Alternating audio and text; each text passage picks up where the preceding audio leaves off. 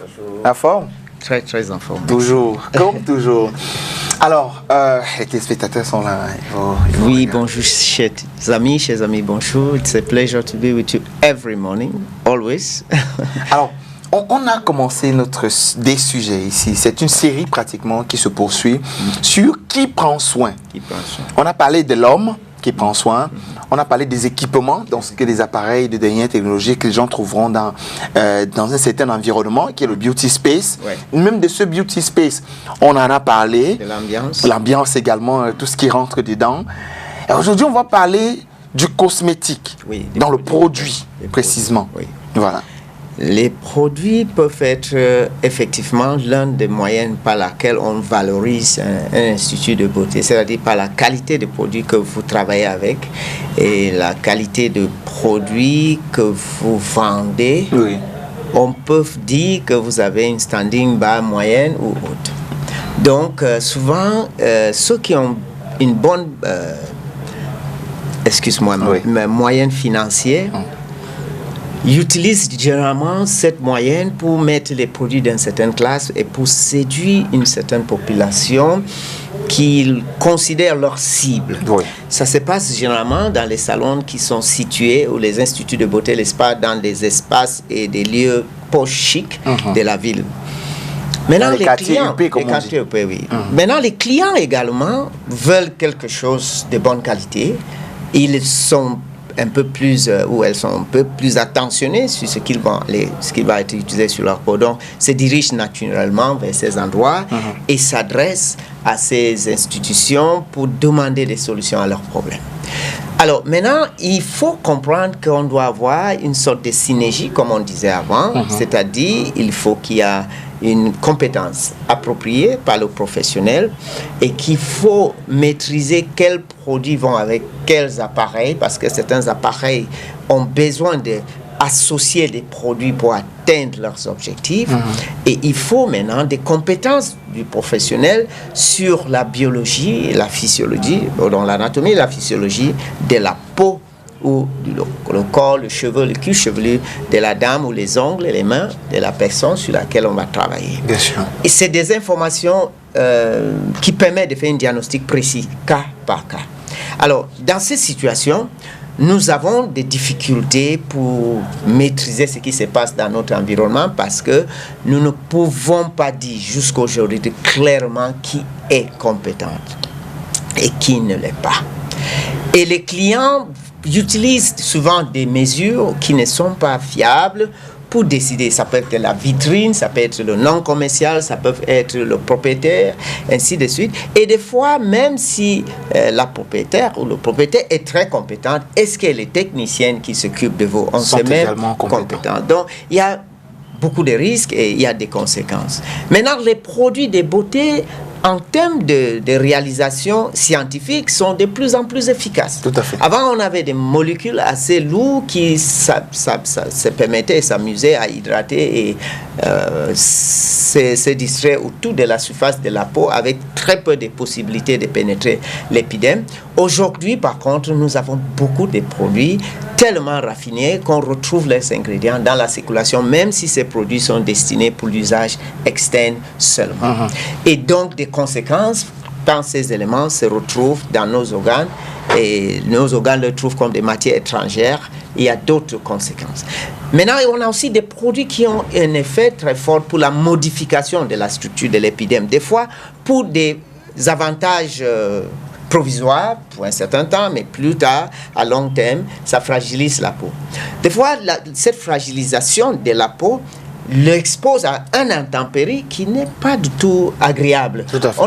On a toujours dit que la nature n'est pas forcément généreux à tout moment. Il y a des moments il faut fuir le soleil, il y a des moments il faut éviter la pluie, il y a des moments qu'il ne faut pas manger certaines choses parce que plus tard on peut avoir des complications.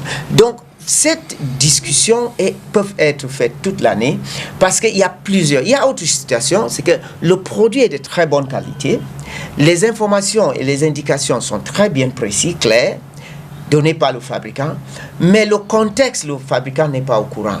il faut un parti intermédiaire qui est le professionnel qui va vit dans ce contexte, qui vit dans ce contexte, qui est supposé maîtriser ce contexte ou le cas entre ses mains. Il faut que cette personne fait l'intermédiaire qui est un garantie de sécurité et de la protection de la vie pour adapter le produit. C'est-à-dire pour situer dans le contexte et donner une posologie ou bien un protocole de soins qui convienne au cas. Cette compétence, je pense qu'il est de plus en plus rare. Et de plus en plus rare, pourquoi?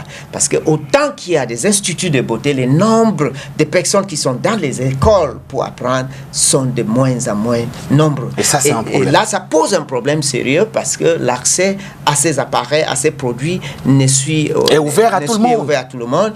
Et puis, des fois, je voulais parler des instituts, mais il y a encore la majorité, c'est l'autoprescription des clients par causerie avec leur sœur, tante. Par affinité, tout ça. Voilà. Ou bien les spots publicités qui mettent l'image d'une dame qui est peut-être naturellement belle, qui n'a même pas utilisé le produit pour lequel elle est en train de faire la publicité. Son image est à côté du produit et tout de suite, les clients associent le produit à cette beauté. Et tout de suite, on achète. Sans connaître la dame, sans connaître son histoire, sans connaître son historique, et on achète et on l'utilise.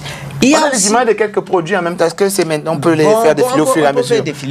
Il y a des conséquences, des conséquences beaucoup plus au niveau de la tête et au niveau de la peau, de ces agressions qui peuvent être directement la cause des produits ou le fait que le produit fragilise la peau et les intempéries aggravent. Des fois, ça fragilise et les appareils et des soins autres agresse la peau parce que la peau a perdu sa capacité de résister à ces agressions.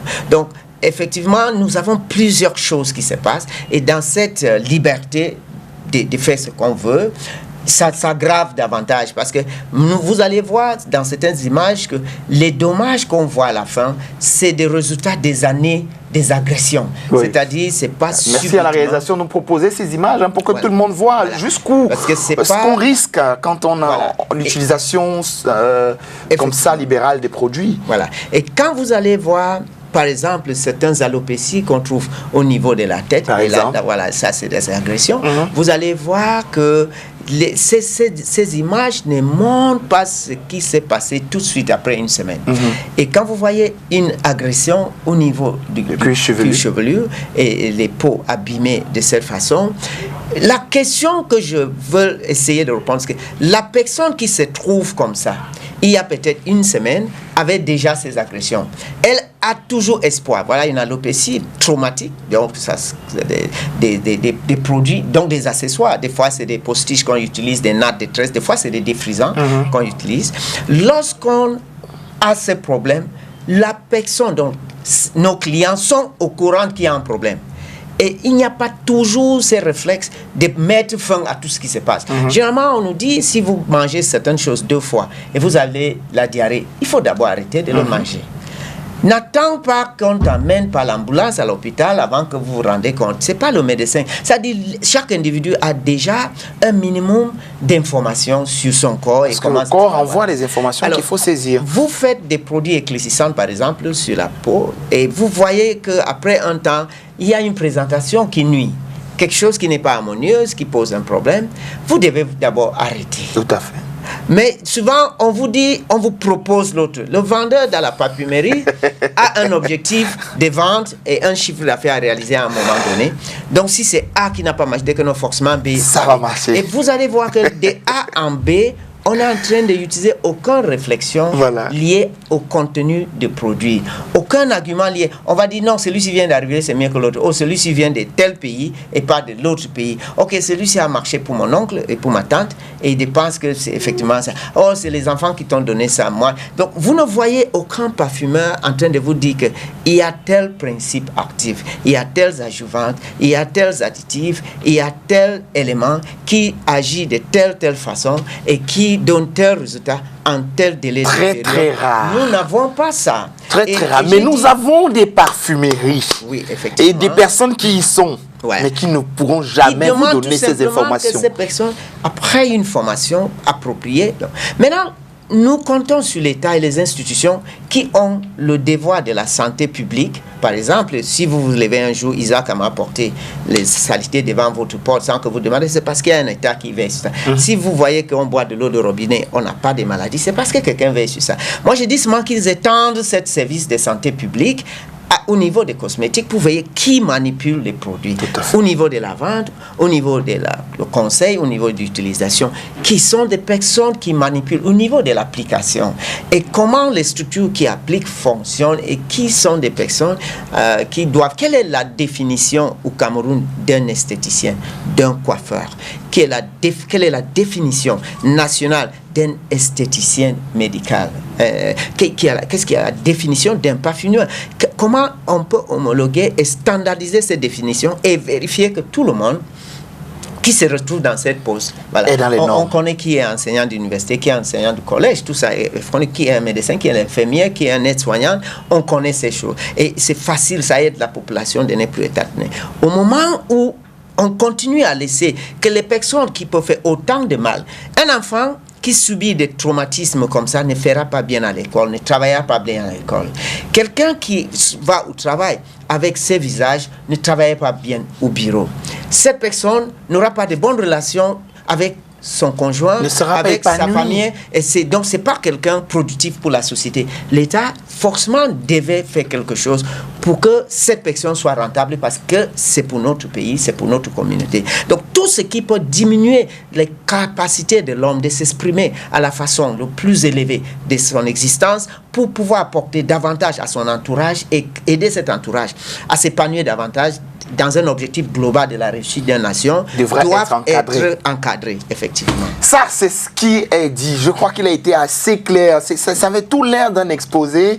Je ne sais pas si quelqu'un nous a entendu de quelque part aujourd'hui, mais je crois que si quelqu'un nous a entendu de quelque part, il faudra que quelque chose soit fait. Au travers également des images assez fortes que Emmanuel nous a ramenées pour pouvoir véritablement montrer à quel niveau on peut être dans une situation aggravante quand on a utilisé simplement un produit cosmétique dont on voulait simplement le bien.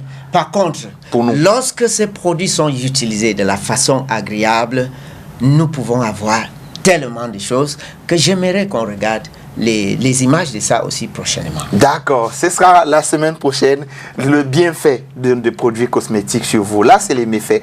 Et lundi, ce sera les bienfaits. Vous verrez que vous êtes épanoui, vous avez de l'inspiration. C'est comme un bon parfum qu'on met. Hein, Emmanuel? Merci beaucoup, mon cher. Allez, merci. Vous passez un bon week-end. Et à la semaine prochaine. Et beaucoup de courage. Hein. Un jour, ça va changer. Oui, un jour, ça va changer. Allez, je vous conseille, s'il vous plaît, vous pouvez conclure l'émission pour nous. Merci. Dear friends, I think it's always wonderful to watch STV Good Morning Cameroon. I've been on this program even when my beards were still very dark, and today I have them gray and I'm still there. This is because I believe that Good Morning Cameroon and STV has done a lot in the building of our community, and especially for the professionals of the hair and the beauty industry. We started with Good Morning Cameroon many years today. We have had a national diploma. We have had 2 national diplomas. We have state institutions that supervise our industry, and I know that it has happened for the artists in plastic in painting, for the artists in music. I'm looking at the vocational professions which are not always being given the right attention. Thank you much for watching us. Good morning to all of you. Have a beautiful, and then of course tomorrow morning you will be with us.